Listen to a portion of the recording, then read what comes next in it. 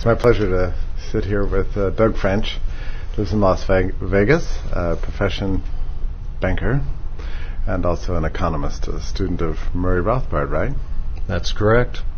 When did you study with Professor Rothbard?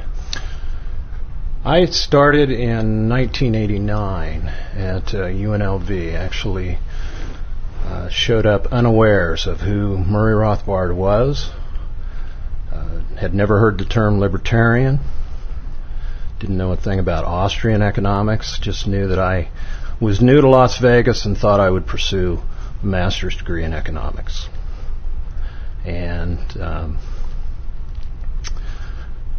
I'd taken about 12 hours of master's work, and I was desperately trying to avoid statistics and econometrics and some of those things that I didn't necessarily excel at. Saw the UNLV class catalog, History of Economic Thought with Rothbard, and so I enrolled. And that's the first time I'd seen his name. Am I right that you took that particular class more than once? What's that? Did you take that particular class more than one time? No, actually I didn't. Many times people did, though. In fact, there were 8 or 10 of us in class, as I remember, and I think that only 3 or 4 of us were taking it for credit. And the rest had taken it before, had already earned their credit, but Murray changed the class every semester. And in fact, what is now his History of Economic Thought from an Austrian perspective is essentially his class notes from those various classes. And so anyone who wants to get a flavor for how Murray Rothbard taught economics should look at that work. I was fortunate to have the financial history semester, and that was my initiation. How did it change things for you? Well, it immediately changed my life from somebody who was just possibly maybe career-oriented to really putting a focus on just exactly what I was ideologically. And I think a lot of people go through life really not caring about necessarily the world around them, but what's best for them. But I think when you study under a guy like Murray Rothbard, he just opens up the entire world for you. And my commitment to the Mises Institute is really driven by the time I spent with Murray. Yeah, and Murray can have that same effect on people who read him, but it's also nice to know him, wasn't it? Well, he was a great guy, and I think that's.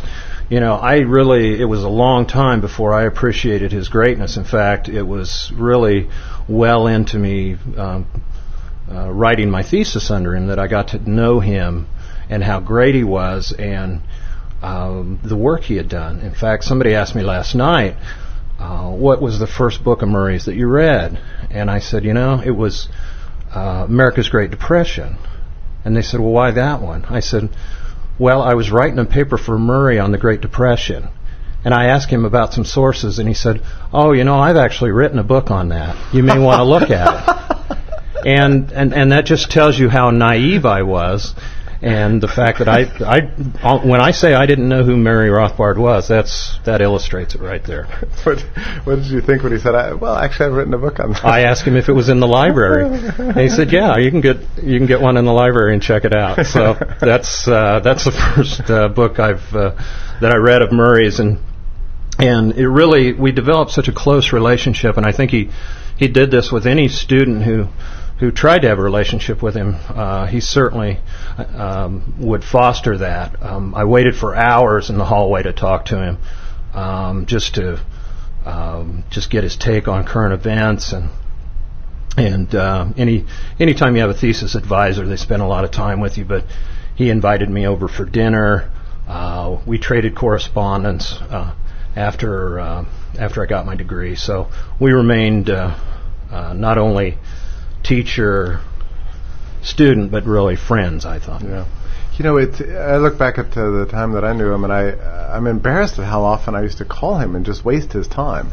You know, it's amazing how he got so much work done, and yet he seemed to have time for everybody. Well, that's exactly right. And I have letters from him that, and of course he didn't use a computer. He was very low tech, as he used to brag. Mm-hmm. And I have these letters that are single-spaced, that for 2 or 3 pages long, and I think, here's this guy that had all, he's writing all these books and all these articles and all these speaking engagements, and yet he took the time to write not just a paragraph or two to an ex-student, but some real words of encouragement on getting some article, trying to get an article published, and just talking about current events. He was very free with his time. Yeah, and free with his suggestions, and so many of his letters they seem almost publishable. Exactly. And yet they were just for one person. Right off the top of his head, first blast out of the cannon. Much of what he wrote, I've heard, really didn't need to be edited at all. Yeah. And for anybody who tries to write words that last, to imagine that he could do that without the benefit of a computer and have that clear of thinking, it's really extraordinary. Let's talk about the Douglas French Prize, and if I can just give a little bit of background to the oral examinations that will be taking place. For years, we had the Mises University without such a thing as examinations, and it never even occurred to us to do this. And then Guido Hulsmann suggested that we adopt this European tradition of oral examinations, and it certainly changed the culture of the conference, I must say, because it was it just increased the stakes, and typically, so we have 100 students here, and typically in the past we've had about a third that have decided to take the examinations, and from that about a third of those, a little more than a third, closer to half, pass. They're very difficult examinations, and then of that there are 2 or 3 typically that would pass with honors. But this year is the first year that we've given a special prize to the top student, and it's a cash prize of $2,500. I can say that because it's announced on the site, and it was your donation that made this possible, and it has how do you say? Well, it's riveted the students. Can you talk a little bit about your rationale? It was a brilliant suggestion, by the way. Well, brilliance, I suppose, is relative. But and anybody who's hung around Murray, when you hear terms like brilliant, if you measure yourself against him, then nothing quite measures up. But actually, this bit of brilliance, if you will, was I was actually cooking Hans Hoppe a steak at my house, and he was outside helping me, I suppose, or at least making sure I didn't get it too well done, I think. And I thought, the Mises Institute, Mises University always has these exams, as you've just described. I said, has there ever been any thought to giving a prize? And he said there hadn't. And I said, well, wouldn't that be a good idea? You would get some competition, people would study harder, and we might be able to attract more students and even better students if we put up a little cash. And he thought it was a great idea, and really it was as simple as that. I contacted Lou, and he thought it was a good idea, and it's just gone from there. So thought about this in the spring. We were able to advertise it a little bit, and it's drawn some people in. And I've only been here for about a day, but it's certainly being talked about out at the lunch table. And so when people see your name tag, they think, yes, Doug French. Where do I know that name? Like that. Yeah, it's a mystery. But of course, people are always very studious. But in any case, it's out here. You have to watch where you walk, because people will just walk right by you with carrying a book. Everybody's studying so hard for the exams this year. Yeah, and they should. And I understand there's some very keen competition and some very talented people, and that's really what it's all about.